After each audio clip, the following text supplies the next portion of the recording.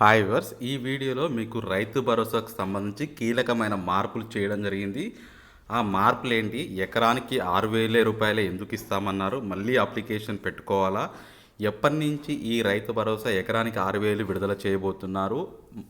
ఈ వీడియోలో మీకు చాలా అంటే చాలా క్లారిఫికేషన్ ఖచ్చితంగా దొరుకుతుంది. ఇన్ని రోజులు చూసిన వీడియోస్ కంటే ఈ వీడియోలో మీకు 100% బెటర్ ఇన్ఫర్మేషన్ దొరుకుతుంది. ఖచ్చితంగా ఇది చివరి వరకు చూసి మీరే కామెంట్ పెడతారు ఇంత ఇన్ఫర్మేషన్ ఈ వీడియోలో దొరికిందని.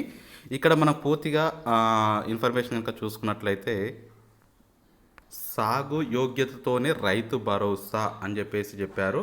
రైతు భరోసాకి ఏటా 12,000 పెట్టుబడి సాయం ముఖ్యమంత్రి రేవంత్ రెడ్డి. గుట్టలు, రాళ్ళు, రోడ్లు, పరిశ్రమలు, నాలా కన్వెన్షన్ ప్రభుత్వం సేకరించిన భూములకు వర్తించదు అని చెప్పారు. ఏటా సాయం 12,000. ఈ పథకానికి ఇందిరమ్మ ఆత్మీయ భరోసాగా నామకరణం అని చెప్పారు. అయితే ఎకరానికి 12,000 పాటు మళ్ళీ భూమి లేని వ్యవసాయ కుటుంబాలకి ఏటా 12,000 రూపాయలు సాయం చేస్తాము. దానికి మాత్రం ఇందిరమ్మ ఆత్మీయ భరోసాగా చెప్తూ, రాష్ట్ర ఆర్థిక పరిస్థితి వెసులుబాటు మేరకే ఇస్తున్న రేషన్ కార్డు లేని పేదల కుటుంబాలన్నిటికీ కొత్త రేషన్ కార్డులు జారీ. జనవరి 26 నుంచి ఈ 3 పథకాల అమలు ప్రారంభిస్తామని వెల్లడి అని చెప్తున్నారు. రాష్ట్ర మంత్రివర్గ భేటీలో కీలక నిర్ణయాలు అని వీళ్ళు చెప్తున్నారు. పాలమూరు రంగారెడ్డి ఎత్తిపోతల పథకానికి కేంద్ర మంత్రి సుధీని జైపాల్రెడ్డి పేరు అని ఇక్కడ రావడం జరుగుతుంది. యాక్చువల్గా ఏటా 12,000 రూపాయలు ఇవ్వాలి అని నిర్ణయిస్తున్నారు. ఒకవేళ భూమి లేని వారికి మాత్రం ఇందిరమ్మ ఆత్మీయ భరోసా కింద 12,000 ఇస్తాము.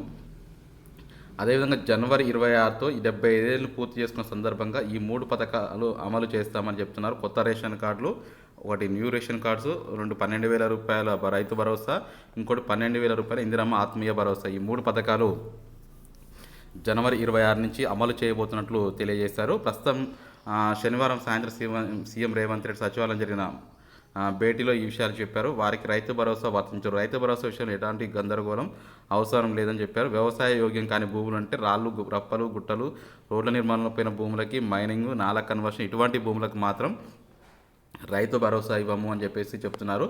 ఉన్న వారికి మళ్ళీ అప్లికేషన్స్ పెట్టుకోవాల్సి వస్తుంది అని ఒక మాట చెప్పారు. ఓవరాల్గా ఇక్కడ ఏంటంటే, ఈ నెల 26 నుంచి ప్రతి రైతు అకౌంట్లోకి ఇస్తాము. ఈ గ్యాప్ ఏదైతే ఉన్న 20 రోజుల్లో ఏది సేద్యమయ్యే భూమి, ఏది సేద్యం చేయని భూమి అని ఐడెంటిఫికేషన్ చేసి రాష్ట్ర ప్రభుత్వమే నిధులు విడుదల చేస్తాము అని చెప్తున్నారు. బట్ ఎటువంటి లిమిట్స్ అయితే పెట్టము, 1 నుంచి 10 ఎకరాలు ఎటువంటి లిమిట్ పెట్టము. ఎంత సేద్యం భూమి ఉంటే అంత వాటికి మేము రైతు భరోసా వేస్తాము అని చెప్పారు. నెక్స్ట్ ఇంకొకటి ఏంటంటే, నెక్స్ట్ ఎవ్రీ ఇయర్ వీళ్ళు ఒక 500 చొప్పున పెంచుకుంటూ పోతాము అని వీళ్ళు చెప్పడం జరిగింది. అట్లా వీళ్ళు కంటిన్యూస్గా కమింగ్ డేస్లో ఎకరానికి 7,500 రూపాయలు అయితే చెప్పాము, మా ప్రభుత్వం అయిపోయేలోపు ఎకరానికి 7,500 రూపాయలు చేసి తీరుతామని వీళ్ళు చెప్తున్నారు. ఇది మొత్తానికైతే రైతు భరోసాకి సంబంధించి పూర్తి సమాచారం. దీనిపై మీ యొక్క కామెంట్ తెలియజేయండి వీడియో కింద.